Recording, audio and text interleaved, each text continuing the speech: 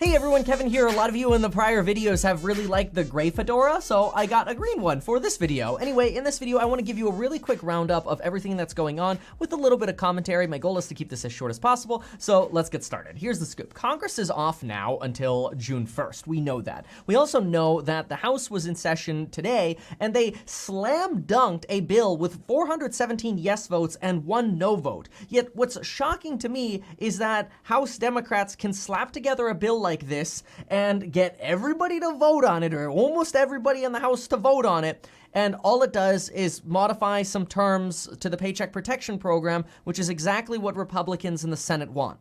This would have been the perfect opportunity for House Democrats to slide in a little mention. By the way, since we all seem good with this, why don't we slide in another $1,200 stimulus check now? Heck, you know what? We'll even line it out of the 1,800-page bill just so we can get that moving. That would have been a great example of Congress finally getting off their butts and making something happen for us. Yet no, they put together a 1.5-page bill, no mention of stimulus checks, just mention about making the Paycheck Protection Program better, which I have to say, the Paycheck Protection Program has now officially been completely transformed by this 1.5-page bill if it gets signed into law next week, which that's the expectation, that the Senate's going to pass this and Trump is going to sign this. If you want more details on that, I'll put a little bubble up here. You could click on that or click the link down below. I broke down all of the changes. Basically, if you're a business or you're self-employed or you're like an independent contractor, you want the PPP now, okay? It's literally free stimulus money. But I am shocked that you have Democrats like Charles Schumer slamming Republicans for sitting on their hands about the next round of stimulus, complaining that Republicans are distracted about being focused on China, Michael Flynn, and the FBI,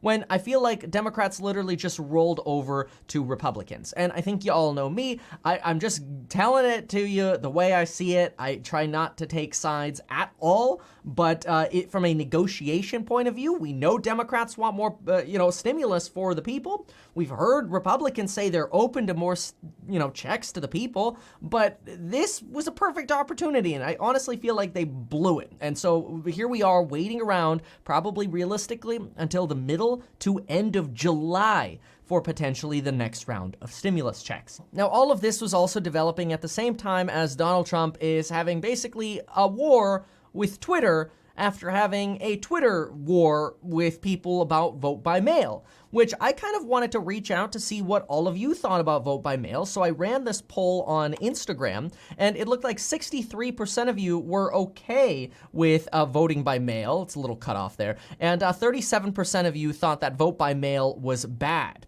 And so it kind of shows a little bit of, there's definitely some divisiveness here. It's definitely not a slam dunk that everybody thinks vote by mail is okay. So it's clearly an issue, which makes sense. Donald Trump obviously posted tweets with, his opinions, which he backs up with his own facts. Twitter, there was a big outcry. And so Twitter put a little flag that said, hey, you know what? This information is being fact-checked or labeled as potentially misleading. Yet I can't believe this either. And this is not me taking sides at all about this, but Twitter, come on. You should have seen this coming.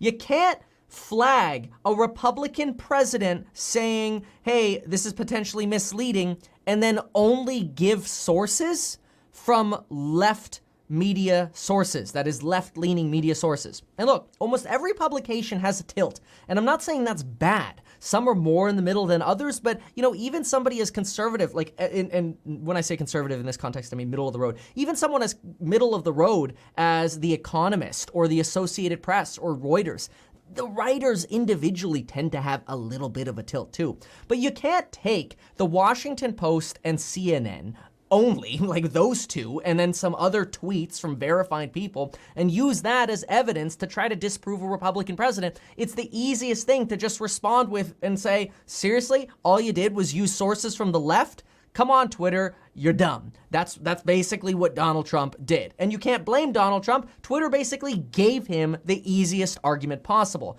Twitter would have been really smart here if they were going to label him, which they did, as potentially, leaving a misleading comment or whatever. They would have been really smart to try to get some sources from the left, the right, and the middle. I really think that was a big dumb move by Twitter. Oh well, moving on. Also, earlier this morning, I broke down 2 very important interviews. You can watch that video. I'll put a little bubble up here, or I'll link it down below as well. I broke down the interviews with Rob Portman and Larry Kudlow with their talk on CNBC. I went through exactly what they said, the verbiage they used, and everything, giving you kind of the bottom line of, hey, the $450 back-to-work credit might actually happen in conjunction with a potential future stimulus check. Now, we know that the $450 or the $600 boost credit currently expires July 31st, so it kind of remains to be seen if that'll be extended and if there will be, sort of a back-to-work credit and how that'll affect other people. Also, after Donald Trump announced a press conference to talk about China tomorrow, stocks immediately sank. That's partially because this morning, Larry Kudlow in that same interview also suggested that China will pay for this. That's not very good for the stock market. And it's kind of stuff that we've been talking about over the last few weeks that, hey, look, if we get optimism about the virus, expect volatility to continue because focus is going to shift to China. And remember how the China trade war was like all the rage a year to a year and a half ago? Yeah, well, all that crap is going to come up again. I will say I did buy a little bit of stock in Tesla and Amazon today, and if I see them come down below my favorite price targets for Tesla and Amazon, 800 and 2400 right now, I'm probably picking up some more. And if you're not interested in picking stocks yourself, remember you can always download the app Webull, deposit $100 with the app Webull, and you will get 2 free stocks. At the same time, you can then spend your $100 if you want buying into a Vanguard index